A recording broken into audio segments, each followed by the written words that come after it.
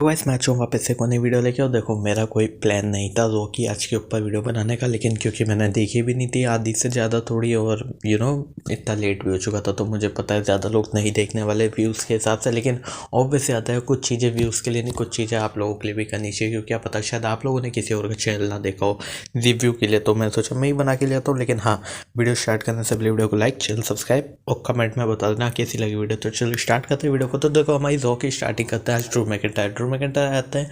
वो बात करते हैं कि भाई क्या बुरा हो रहा है मेरे साथ, क्या मैं ही खुद को रोक रहा हूँ, क्या क्यों हार रहा हूँ मैं, क्या मुझ में कुछ कमी है, क्या मुझे छोड़ देनी चाहिए WWE।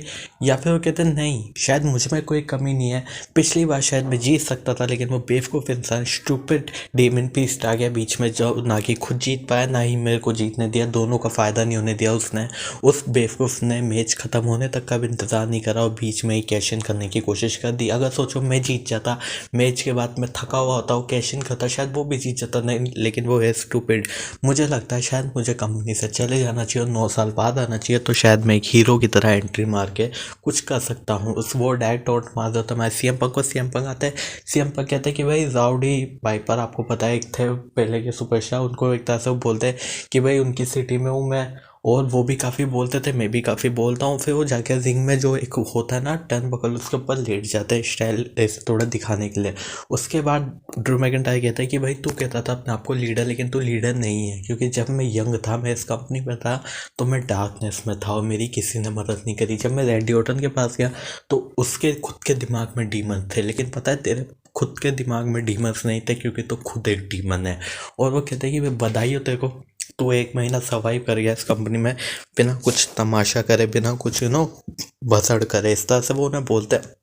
हमारे सीएम पंक पे वो कहते हैं, जो उनका एक डायलॉग फेमस हुआ था कि I am not here to make friends, I am here to win Royal Rumble and main event WrestleMania के लिए। ऑब्वियसली बात है, वो यही कहते हैं कि भाई मैं मेन इवेंट करूंगा रसलमेनिया और मैं हराऊँ, मैं तेरे को एलिमिनेट करूंगा रॉयल रंबल के आखिरी में, और मैं जाऊंगा रसलमेनिया हेडलाइन करने। क्योंकि आपको पता है ड्रू मैकिंटायर भी कहते हैं कि भाई इस बात का काउंटर करके कि भाई मैंने सब कुछ संभाला था पेंडेमिक में, जब कुछ सारे बड़े सुपरस्टार कोई नहीं आता था कंपनी में, मैंने कैरी करी थी कंपनी उस वक्त में। और अब जो मेरा सपना ड्रीम है कि इन सब पीपल्स के सामने रॉयल रंबल जीत के रसलमेनिया जाऊंगा चैंपियनशिप के लिए, वहाँ पे चैंपियनशिप जीतूंगा। इस तरह से दोनों ने अपना अपना कर दिया और काउंटर बैक, और हमें पता भी चल गया कि ड्रू मैकिंटायर ने ऑफिस से बात अपने आप को ऑफिशियल कर दिया है फॉर रॉयल रंबल। देखते हैं क्या होता है क्या नहीं। लेकिन हाँ, इन दोनों के बीच जो प्रोमो था वो तो काफ़ी इंटेंस था, क्योंकि जो बात ड्रू मैकिंटायर ने बोली वो ऑब्वियस बात है थी तो काफ़ी ज़्यादा ही इंटेंस और लगनी भी चाहिए हमारे सीएम पंक पे, क्योंकि वो बात भी ऐसी ही थी। जो उसके बाद हमारा एक मैच होता है जो होता है फिन बैलर वर्सेस टोमासो चियाप्पा। देखो इसमें कुछ ज़्यादा बताने के लिए है नहीं, फिन बैलर हार जाते हैं ये मैच, हाँ टोमासो चियाप्पा जीत जाते हैं मैच। और देखो अभी इनका जो DIY टेक्टिंग चल रहा है जॉनी गार्गनो टोमासो चियाप्पा का, वो कहाँ जाता है। इसके बाद एक मैच और होता है जो होता है लुडविग काइजर वर्सेस हमारे कोफी किंगस्टन। भाई लुडविग काइजर तो पागलों की तरह हमारे कोफी किंगस्टन के सर के पीछे पड़ चुके हैं, इतना बुरा मार देते वो बैक। जब वो इंटरव्यू देते तो वो कहते कि भाई विंसी के साथ नहीं करा, मैं इसके साथ ही कर रहा हूँ, हेड के बदले हेड। तो देखते हैं इन लोगों के बीच में क्या स्टोरी लाइन डेवलप होकर कहाँ तक जाती है। मुझे लगता है WWE कुछ तो अच्छा प्लान कर दिया, मे बी शायद सिंगल्स में दोनों का हील टर्न, क्योंकि एक तरह से लुडविग काइजर का आप कह ही सकते हो चुका है।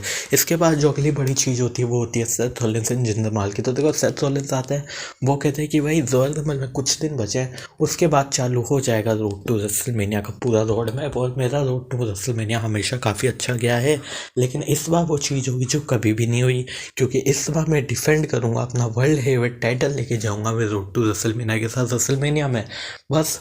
और मैं रेसलमेनिया में किससे लड़ूंगा, क्योंकि मैं एक वर्क हॉर्स हूँ, तो मुझे रेसलमेनिया में भी फाइट करनी होगी। मैं किससे लड़ूंगा, तो वहाँ की जो ऑडियंस रहती है सीएम पंक के चैट्स लगाने लग जाती है। लेकिन सेथ रॉलिंस ऐसा वो कहते हैं कि भाई ना कोई फ़र्क नहीं पड़ता उसके नाम से। उसके अलावा जिंदर महल आते हैं, वो कहते हैं भाई तू यहाँ पे नाचता है गाता है तू सब करता है, ये वो तेरा वो ऐसे होता है थोड़ा बुली टाइप करने लग जाता है कि भाई तेने जो पिछले 5 साल में नहीं करा वो मेरा पिछले जो हफ्ते का 5 मिनट का सेगमेंट था वो करके दिखा दिया मैंने। क्या क्या अचीव करा वो वैसे आते जो उनका रॉक के साथ सेगमेंट था। और उसके बाद ना हमारे जिंदा महल आंखों में देखने की कोशिश कर रहे होते हैं सेथ रॉलिंस की, और वो कहते हैं कि भाई अटेंशन आई हैव अटेंशन। उसके बाद हमारे सेथ रोलेंस कहते हैं कि भाई तेरे को कोई जानबूझ के इग्नोर नहीं करता, तेरे को सब पर्पसली इग्नोर करते हैं क्योंकि तेरी बात कोई सुनना नहीं चाहता, तेरी बात कोई तेरे को कोई देखना नहीं चाहता, इस तरह से वो बोलते हैं। और हमारे जो एक तरह से आप कह सकते हो कि जो जिंदर महाल है वो इस बात से थोड़ा नाराज सा हो जाता है, उनके एक्सप्रेशन से दिखता है। और हमारे सेथ रोलेंस से वो पोक किया जाता है और वो कहते हैं कि अब क्या करेगा तू, हाथ उठाएगा, उठा हाथ उठा। लेकिन हमारे जिंदर महाल हाथ नहीं उठाते, तो वो सेथ रोलेंस कहते हैं सेम ओल्ड जिंदर महाल। उसके बाद जैसे ही सेथ रोलेंस स्पीड घुमाता है, मैं जिंदर महाल अटैक कर देते हैं, उनके ऊपर कलास मारने की कोशिश करते हैं वो, लेकिन सेथ रोलेंस रिवर्स करके सुपर किक मार देते हैं। और इसी के साथ नेक्स्ट वीक के लिए जिंदर महाल वर्सेस सेथ रोलेंस का world heavyweight championship match confirm हो जाता है। मतलब काफ़ी सही बात है यार, जिंदर महाल को रिवॉर्ड मिला है उनका जो उनका पिछले हफ्ते था उससे ही। तो देखो हमारा जो मेन इवेंट रहता है वो रहता है शिंसुके नाकामुरा कोडी रोड्स का मैच। काफ़ी सही मैच चलता है, डीडीटी पेडिग्री से लेकर टेबल टूटने तक हमें सब कुछ दिखता है इस मैच में। हमारे जो क्या नाम है शिंसुके नाकामुरा है वो एक बार तो टेनिस के एरिया में जो बैठे रहता है, एक वो होता है ना, कह सकते हो आप, कोई भी पर्सन बैठा रहता है हेल्पिंग पर्सन, उसके ऊपर स्प्रे मार देता है अपना।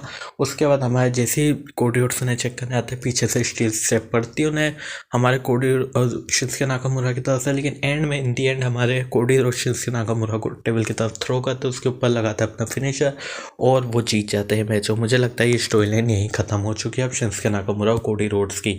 तो हाँ, ये थी आज की वीडियो, बस लाइक करना, चैनल पर सब्सक्राइब करना, कुछ समझ में आकर पूछ लें। मैं मिलता हूँ next play, thanks for watching. और हाँ, एंड में थोड़ा सा रश ज़्यादा कर दिया मैं वीडियो को, जल्दी जल्दी बोलने चक्कर, कुछ समझ में आए तो कमेंट में पूछ लेना। लाइक सब्सक्राइब शेयर कर दो जल्दी से, प्लीज़ जल्दी सब्सक्राइब।